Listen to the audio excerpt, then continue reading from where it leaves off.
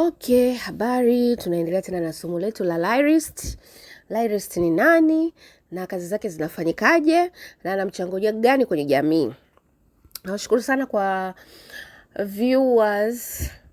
Mmenizidi akili viewers. Viewers 500 dadeki. Ndio maana somo langu linapendwa. Haya basi, sasa nimesema nitakuwa na conduct madarasa ya lyrist. Kama unahitaji, namba zangu za WhatsApp hizo hapo. Ufundishwe jinsi ya kuandika muziki, ufundishwe jinsi ya kila kitu kuhusu muziki. Okay? Kwa namba yangu hapo utanicheki WhatsApp, utapiga kwa ajili ya kujifunza zaidi. Pia nafanya kazi na maproducer wa muziki wa studio. Kwa kama utahitaji utanijuza. So karibu sana. Okay, tunaanza sasa. Kuna aina nyingi za kuandika hadithi. Sisi tunaelewana. Hadithi ya kwanza inaenda kwa njia ya maandishi. Ndio watu wanaandika kwenye vitabu, kwenye magazeti, kwenye magazine, anasimulia hadithi yake kwa njia ya maandishi. Njia ya pili ni njia ya muziki, nyimbo, mashairi, nini, kila kitu. Anything to do with music. Hadithi kwa njia ya muziki. Sawa. Ya tatu, hadithi husimuliwa kwa njia ya picha. Sawa. Kuna aina nyingi za kusimulia hadithi. Ya tatu ni picha. Unaweka picha zako kama zamani tulikuwa tuna kina Madenge na nani, unaweka picha ya Madenge, Betina na Zena, wale wenzangu. Kwa njia ya picha. Picha hapo na maandishi ndani yake. Picha na maandishi kwa juu, picha na maandishi kwa chini. Hadithi kwa njia ya picha. Ya nne ni hadithi kwa njia ya sauti, kusimulia kama mimi ninavyokusimulia hapa.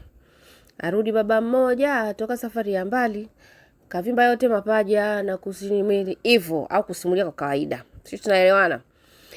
Ya tano, hadithi kwa njia ya sinema. Hivi vyote unavyoviona hapa sio burudani, ni hadithi. Huyu anataka kutuambia nini na hadithi zake. Sio lazima uandike tu. Unaweza ukaimba, ukaangalia, ukasikiliza, ukasoma. Hivyo kwa njia ya nini? Ya sinema. So mimi nitakava hizi aina 5 za hadithi. Sisi tunaelewana. Kwa njia ya maandishi nimeshafanya, ambao mjui website yangu, ni cheki nikupe website ukasome. Kwa njia ya lyrist, yani muziki kwa maana ya lyrist. Lyrist ni mtu ambaye anaandika muziki kwa maneno. Yale maneno yakawe composed, yaingie kuwa muziki. Lakini pia hiyo ni hadithi kwa njia ya muziki. Sasa huo muziki utaimbaje? Lazima uandike. Ukishaandika uingie studio, utengeneze sauti, beats, tones, nini upate melody na harmony. Sisi tunaelewana. Alafu kuna hadithi kwa njia ya picha, kwa njia ya cinema. Nitakava hizo zote. Sawa Okay. Lyrist ni mtu ambaye anaandika maneno kwa ajili ya muziki. A person who writes the words for songs. Mtunzi yoyote anayekuandikia maneno ili ukaimbe, huyo ndo anaitwa lyrist. Sawa Wiki iliyopita nilisema kwamba hivi vitu vinategemeana. Huwezi tu kuwa wewe ni mwandishi, wewe muimbaji, wewe jamani, kuna sehemu utachemka. Lazima ushirikishe watu, uwe na grupu yako ya watu ya wafanya kazi, ili ukitaka kutoboa vizuri kwenye soko la muziki. Sawa Lazima uwe na producer mzuri, lazima uwe mwandishi mzuri ambaye ndio huyo lyrist, lazima uwe na composer mzuri au wanao mix studio na wewe mwenyewe muimbaji. Kwa hiyo utahitaji watu 4 hata 5. 5 lazima awe ni coach wako. Huyo lyrist, mwandishi wa maneno ya muziki, anaweza kuwa ni coach wako. Unaenda hivi, unaenda hivi, unaenda hivi. Ndio maana kanisani tunao walimu wa kwaya ambao wanatunga, alafu wanafuatilia muziki unaenda kuimbwaje, muziki unaenda kumixwaje. Kwa hiyo wewe muimbaji huwezi kumkwepa mwalimu au lyrist. Huko mtaani tunaita lyrist. Kule kanisani tunaita mwalimu wa kwaya. Ni lyrist huyo ambaye anakufundisha na kuongoza, imba hivi, ende hivi, ende hivi, ende hivi. Sawa. Mimi nasemaga ni watu 4 unaohitaji. Lyrist, wewe mwenyewe mwimbaji, composer na coach wako ambaye atakufuatilia. Wengine wanasema ni manager, wengine wanasema ni marketing manager, so wengine wanaongeza mpaka 5. Sawa. Kwa hiyo kama ni mwanamuziki na unapenda kuimba, inabidi ujiandae namna hiyo. Uwe na hao watu 5 kwenye mambo yako ya muziki, unataka kuimba muziki kwa njia ya sauti. Tuache wa sinema, tuache waandishi. So sisi tuko kwenye muziki. Tumeelewana? Ili kutoa kitu kizuri. Na kabla hujatoa kitu kizuri, unamfikiria kufanya muziki, lazima ujiandae kwa albums zisizopungua 3 kwanza. Kali. Ndio maana kwamba ukiwa na hao watu 4 5 watakusaidia vizuri sana sana sana kwenye kutengeneza album. Sawa. Sasa mtu anatoa tu muziki kwa sababu amejisikia moyoni.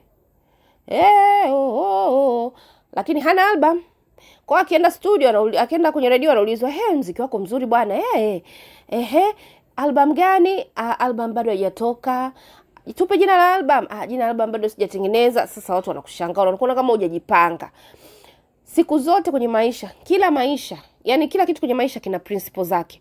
Urembo una principle zake, misingi ya nchi na principle zake, elimu ya dunia na principle zake, elimu ya imani na principle zake. Huwezi kukwepa. Elimu ya muziki na principle zake, elimu ya feminine na principle zake, elimu ya uandishi wowote ina principle zake. Kwa ukizikwepa huku chini, foundation, huku juu tutaanza kuona unatuchezea tu akili. Zima redio, anatuchosha, support kazi zako, utaona umelogwa, utaanza kutumia uchawi, utaanza kuweka wanawake uchi ili uvutie. Lazima ufate misingi ya uandishi wa kuimba, lazima ufate misingi ya uimbaji. Sisi tunaelewana? Sawa Kwa hiyo misingi ya waimbaji inaanzia huku chini. Lazima uwe mtunzi mzuri wa maneno, au upate mtu mzuri wa kutungia hayo maneno ambaye ndio lyrist. Sawa Kingine ambacho ninaomba wanamuziki wote, unapoenda kujiandaa kuwa mwanamuziki kikata, kiwilaya, kimkoa, kitaifa, kimataifa, tunaomba unapoanza album ya kwanza, kabla hujatoa unaanza kuimba kwanza afu ndio utoe video. Usieke wa video vixen wa kukaa uchi. Wenzenu wanaoweka watu wanakukaa uchi walishatoa maalbum.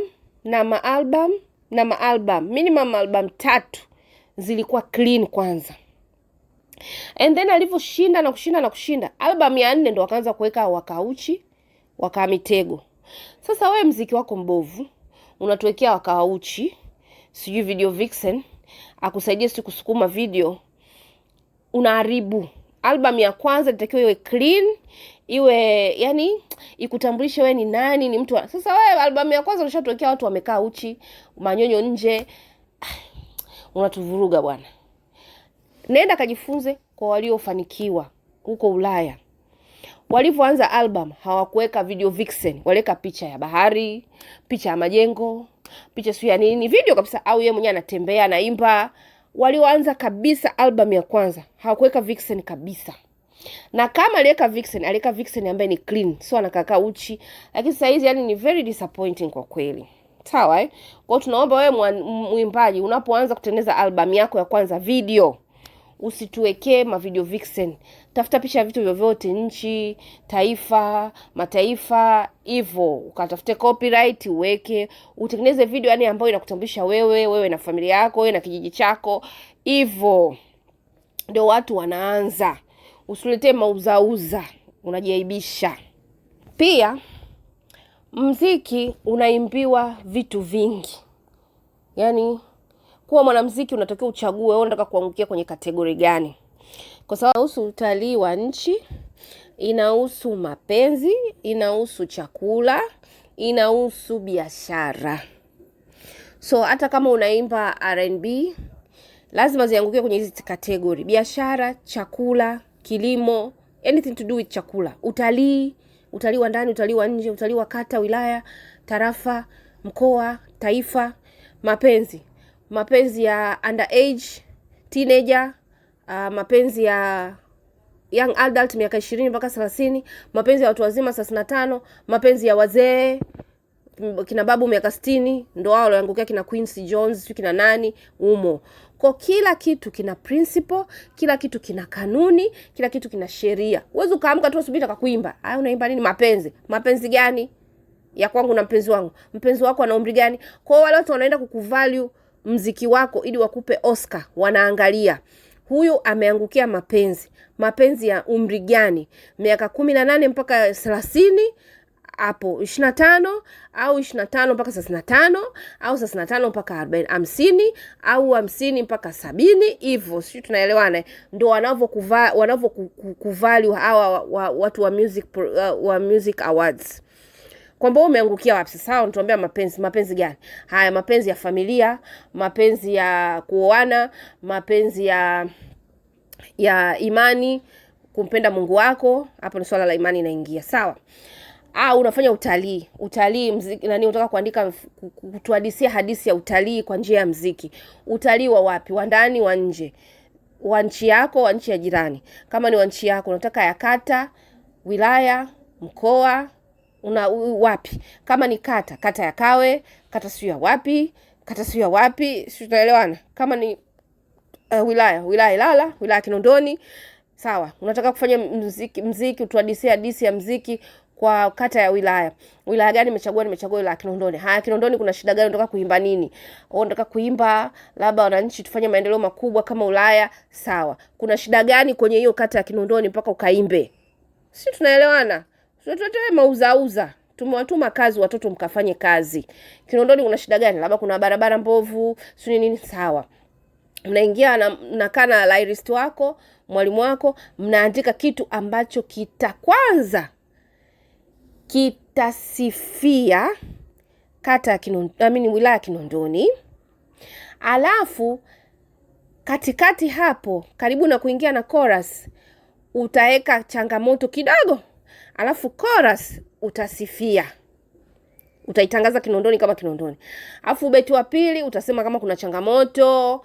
Sasa usianze mziki wa kwanza na beti la kwanza changamoto ya Kinondoni. Unaboa watu. Lazima usifie, uweke kichangamoto, usifie tena, uweke changamoto, usifie tena. Sisi tunaelewana? Hii ni kazi, ni ajira kama ajira zingine. Tusizarauliane. Sio katoka huko umeangalia TV ukasema sasa mimi naweza kusheki. Kwanza na nyinyi mna usheki mje hapa na darasa lenu video vixen. Sheki. So na sheki tu. Tunaelewana Kwa wao wanakuja kukupa awards, wanaangalia vitu vingi. Sasa wewe unaingia studio unatukana tena. Unatukana rais wa nchi, unatukana waziri. Sasa wewe kwa nini muziki wako usifungiwe labda kwa mfano? Whether ni wa mtaani au wa dini. Lazima ufate principle za maisha. Mungu mwenyewe aliumba dunia kwa principle. Hakuamka tu iwe juru, ikawa nuru. Naenda kulala. Maji yatengane. Alikaka akafanya principle zake, akaweka principle ili kusiwe na chaos. Maana saizi muziki ni chaos na mnawafaidisha maproducer. To be honest, toeni kazi nzuri ya kueleweka, kazi zimesimama mpaka mkuu wa mkoa akisikia unaimba Kinondoni. Yaani wewe unamsindikiza kampeni, unamsindikiza, unashikwa mkono. Yaani hivyo akisikia unasifia Dar es Salaam anakushika mkono. Sasa tunaenda kuimba Dar es Salaam. Yaani wewe unaungurumisha Dar es Salaam. Kama unamfanyia Mama Samia kampeni, unamsifia mwanzo mwisho. Mama anakuchukua unazunguka naye mnafanya kampeni. Sisi tunaelewana. Wakija wageni kutoka nje wanakuja kumsalimia mama, unaitwa Ikulu unaenda kumwimbia mama, wageni wanafurahi. Mmesikia watoto? Tutuletee mauzauza. Nasemaje, darasa linaendelea. La lyrist, jinsi ya kukuandikia nondo kama hizi. Nina chaji wala sitoi bure. Session natoa session 10. Kila session ni milioni 1. Session moja natumia masaa 10. Utachagua kama kwa siku utafanya masaa 2, kwa wiki ufanye mara 5, ni wewe. Session moja ya somo la lyrist ni milioni 1, alishajitangaza. Namba hiyo hapo, tuendelee. Sawa, utalii tumeshamaliza utalii. Pia kuna utalii wa makabila. Leo nafundisha lyrist upande wa utalii makabila. Sasa labda unataka kusifia makabila au unataka kusifia kabila moja, Wachaga. Unaandika sasa Wachaga kuna shida gani? Wachaga wanapenda kitu gani? Wachaga wanasifika kitu gani? Kwa hiyo unaandika wewe na huyo lyrist wako mnaandika mziki, maneno ya mziki ambayo atasifia Wachaga. Utaweka na kachangamoto kidogo, utawapiga kidongodongo ili wakabadilike. Sio kila kitu unasifia leo. Wapige dongo kidogo, alafu kora sio ya kuchanganya. Ili sasa hata ukienda Moshi mziki, ukiingia Moshi mjini, ni mziki wako tu unapigwa. Kwa nini watoto mnakosa hizi fursa? Nani anaoandikia hii miziki? Ni kwamba mnavuta bangi alafu ndo mnaandika au yani sielewi. Yani lakini acha tu. Haya, tumeelewana Kwa kama unasifia au kama unasifia makabila yote ya Tanzania.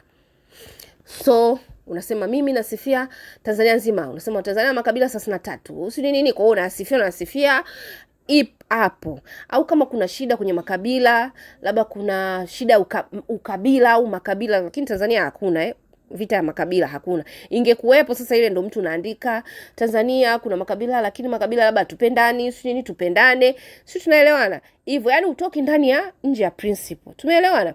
Kwa hiyo ndo lyrist kwa njia ya utalii. Utalii wa ndani, utalii wa nje. Utalii wa nje unaweza kusifia Tanzania kama Tanzania. Tanzania ni nzuri, kuna Zanzibar, kuna nini. Hiyo mnakaa na mtu wako wa lyrist, mnaandika nondo hizo, mwimbo una beti 2, beti 3, mtajaza wenye chorus 2, chorus 3, mnaingia studio mnatengenezea vitu vizuri, melody nzuri, mnaibuka hivyo. Ni ajabu na inashangaza kuona hoteli zote Tanzania zinapiga muziki ya Wamarekani. Kwa nini sipige muziki ya Watanzania waliokaa chini wakatulia, wakatengeneza muziki, wakatengeneza tungo za muziki nzuri za kusifia nje ya Tanzania? Yani ukiingia Afrika Kusini pale airport, tuanze na Afrika Kusini.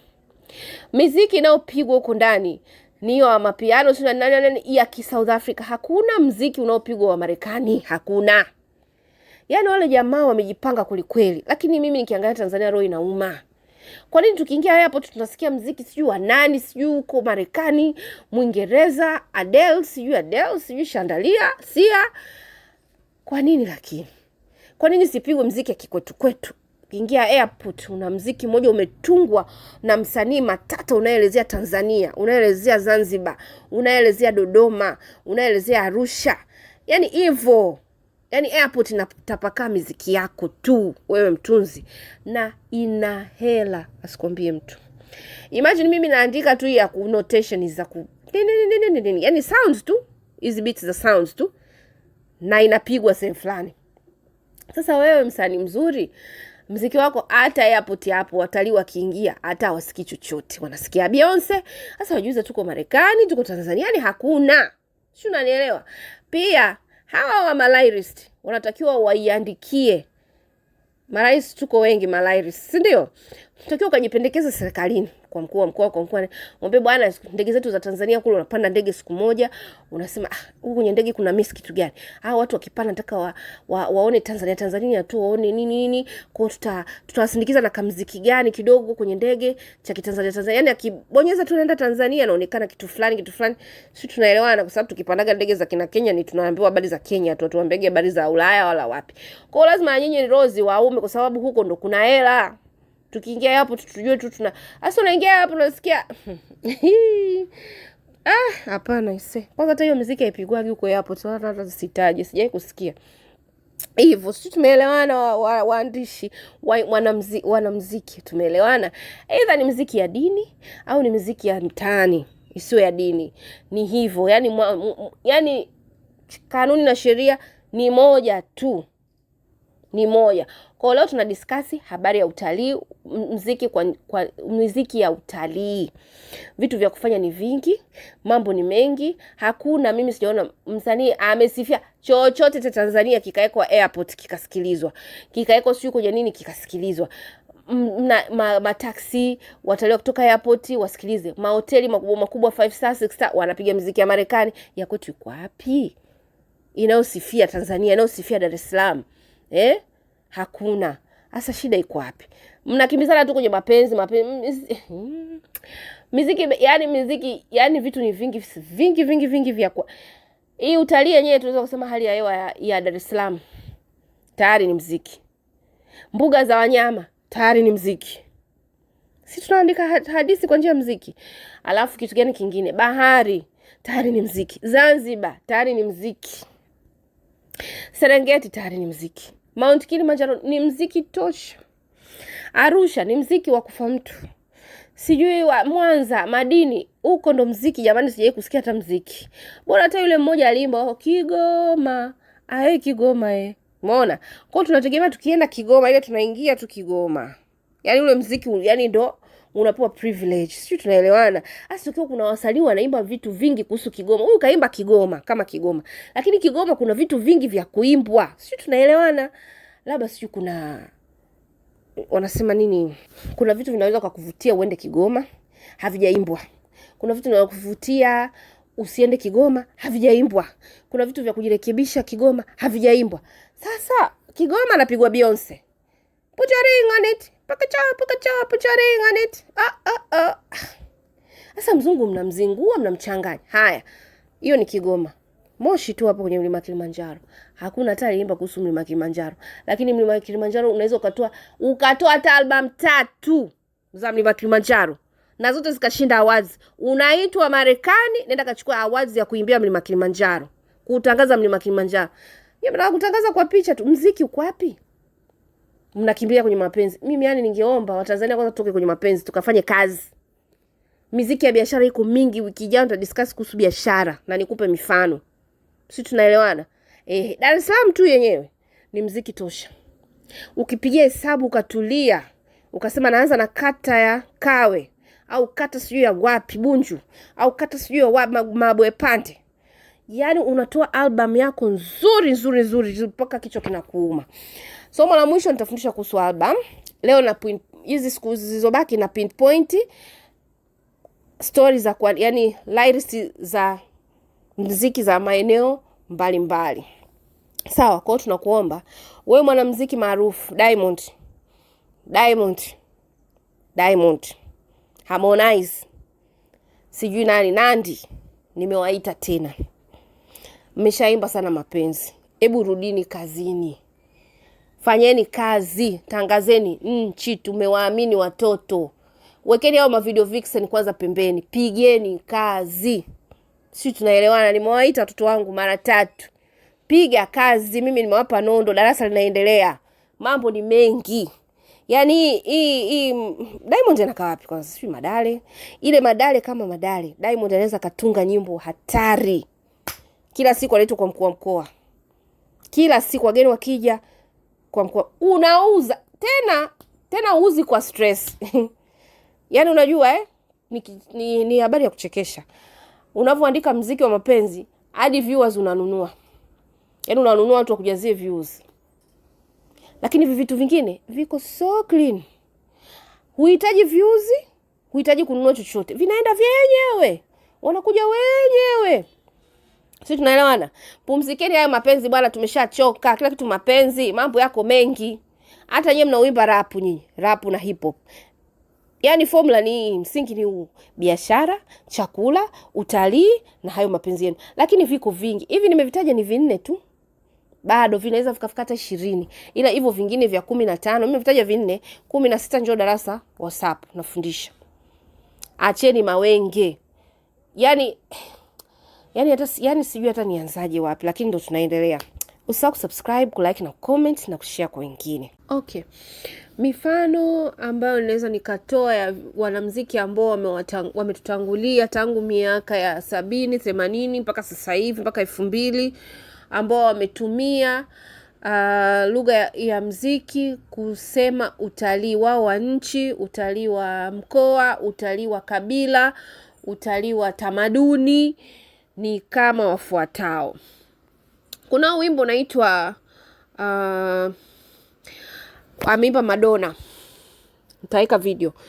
La Isla Bonita, ta la la la la la, ta la la la la la la la la la la la la la la la la la la. Madonna hapa, Madonna alikuwa anaisifia nchi ya ni state ya San Pedro.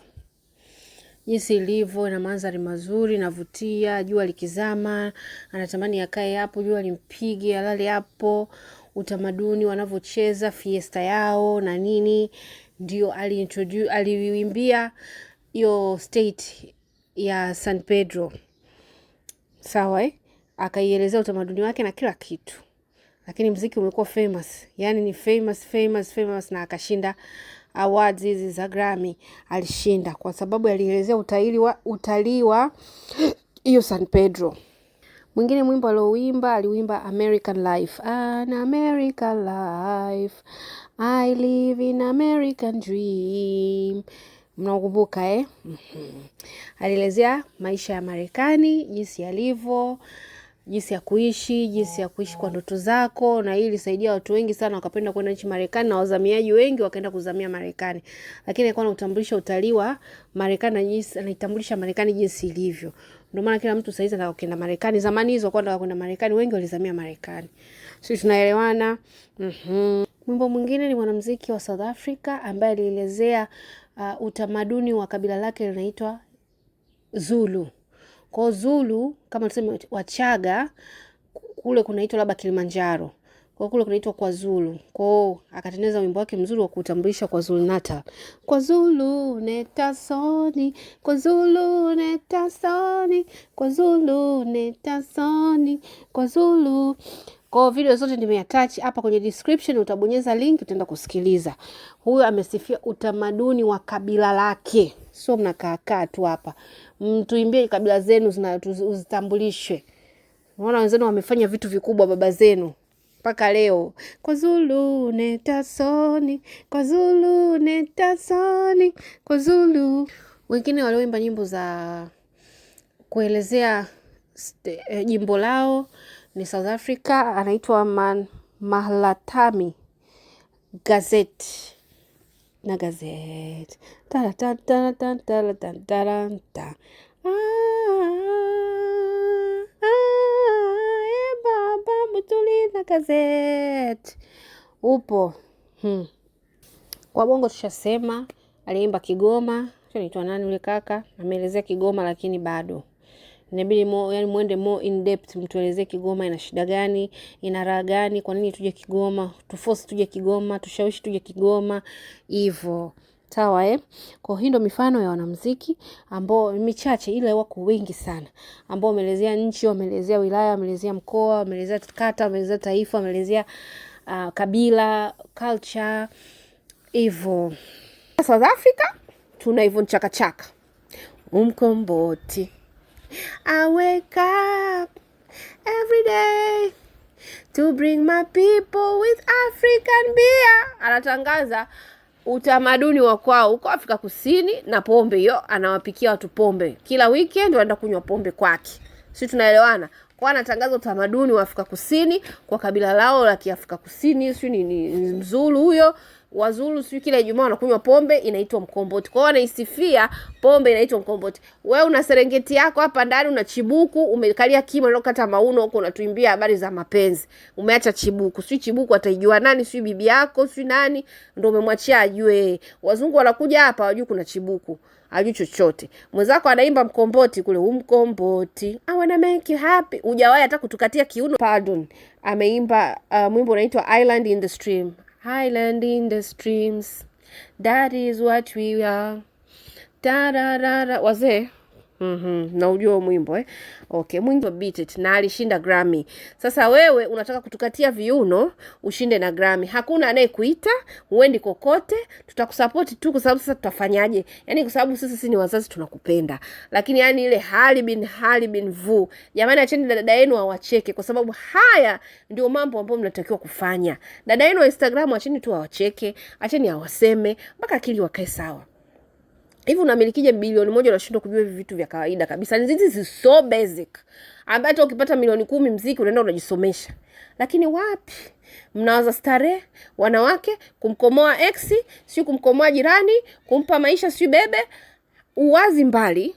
Unawaza wewe na tumbo lako na sehemu zako za siri. Jamani tumechoka. Watoto tunaomba mkafanye kazi. Usisahau kusubscribe, kulike na comment na kushare kwa wengine. Darasa langu linaendelea. Namba yangu ndio hiyo. Tuonane tena.